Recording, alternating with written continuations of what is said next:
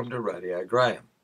My wife and I host overseas university students in our Canberra home. When they arrive, I drive them into the country to see the real Australia. Tong and Keiji come from China. They had never been skiing. On our way to Perisher for some skiing, we visit the Snowy Mountains hydroelectric scheme.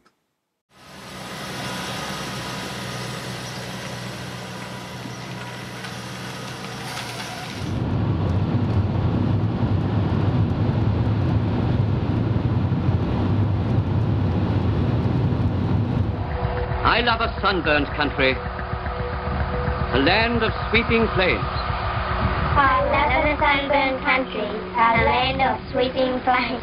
Of ragged mountain ranges, of drought and flooding rains.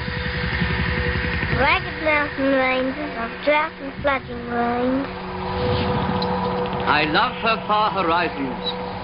I love her jewel sea.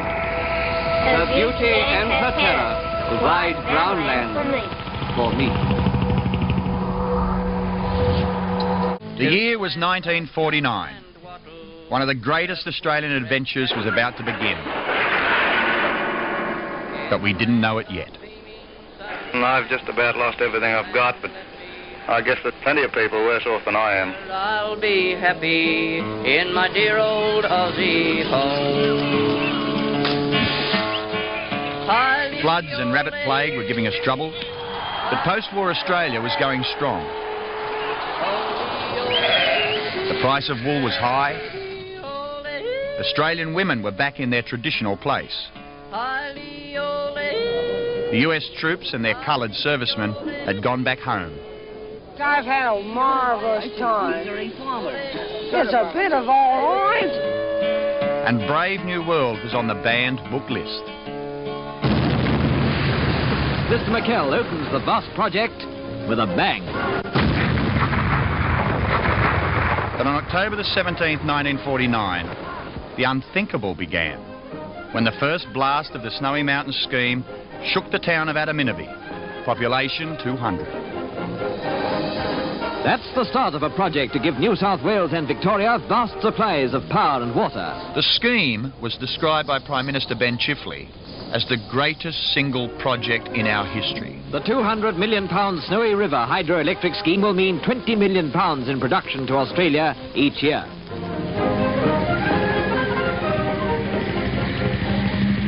The giant network of dams, tunnels, aqueducts and power stations would take 25 years, 100,000 people and $1 billion to build. It would straddle an area roughly the size of Switzerland. And along with the Eiffel Tower and the Panama Canal, it would become one of the engineering wonders of the world.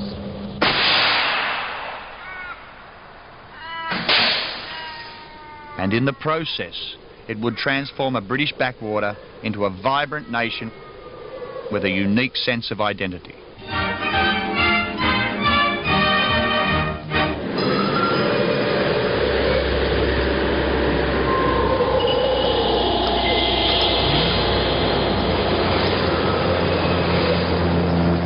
With its freezing winters and scorching summers, the wild mountains country was rough territory.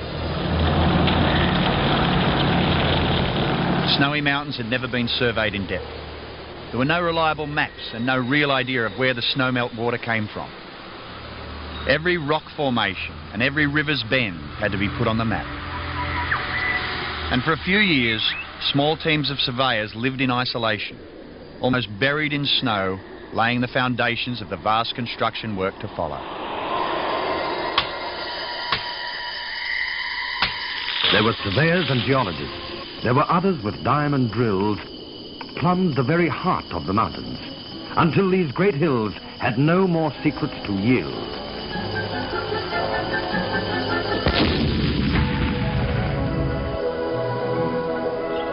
The official films appealed to the man from Snowy River in the Aussie spirit. And the workers on the Snowy scheme certainly lived up to it. Access roads were built from scratch, land and air transport were brought in, and working camps were set up in record time, along with power and communications. In charge of this gigantic project is Commissioner Hudson, a man with a mighty big job. A £200 million project for a richer, more productive Australia.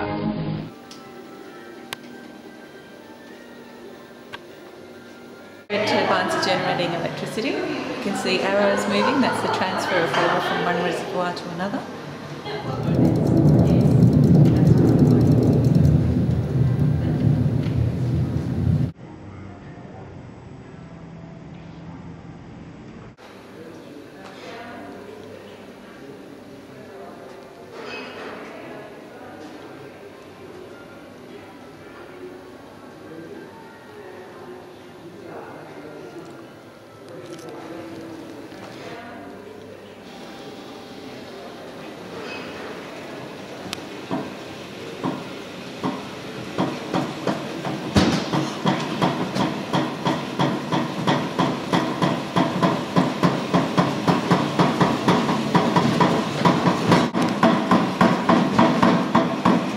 At our largest power station, Tumut 3, 2 turbines alone can produce enough electricity to supply the whole of Canberra and the Australian Capital Territory. And by using water rather than coal to generate the electricity, the scheme reduces carbon dioxide emissions by up to 5 million tonnes every year.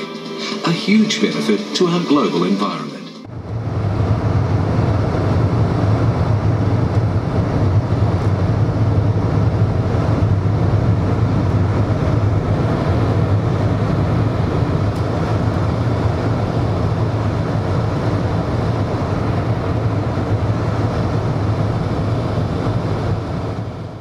The Snowy Mountains scheme diverted 99% of the river's water to generate electricity. It was an engineering masterpiece that nearly killed the Snowy.